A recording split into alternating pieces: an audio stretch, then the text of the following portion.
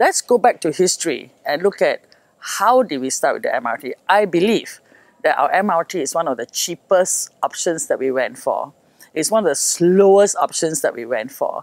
And the reason was because Singapore wasn't that rich at that time. And that decision was made based at the economy at that time. And also whether going forward they could afford such an expensive system. So that's fair enough. Then you look at what happened. They started to become bigger than Ben-Hur. The stations all look very beautiful, right? Because we probably got a cosmetic person to run a train system, you know, and we got rid of all the engineers. Constantly I hear Singaporeans don't want to do the job. It's not true. How much are you paying the Singaporeans to do that job? I read in the newspapers that our Singaporean engineers are earning 3 times what they are paid even in Malaysia. Now you look at LTA and you look at SMRT, they have duplicated heavy weights there. As far as I'm concerned, you can get rid of all of them except for one good minister, and I think he's beginning to see that too.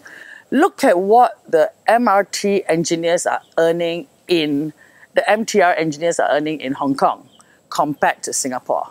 I think that is where we should start. The other thing is, you know, I don't take the MRT, but every time it breaks down, you listen to all the media, on radio, you open a newspaper, and it sounds like it's a national disaster, right? Why does it sound like a national disaster, and yet we don't have a disaster plan, right?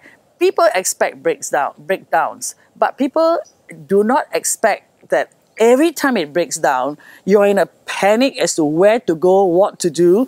But I'm confident that things will improve because I'm sure the minister who is in charge now will get rid of all that fat cholesterol, force all of them to take the train as often as he does, in fact, more often than he does, and we will solve the problem. Your views are very welcome. Tell me about it at happytv.com/gentlewarrior. Hit the subscribe button and I will love you forever.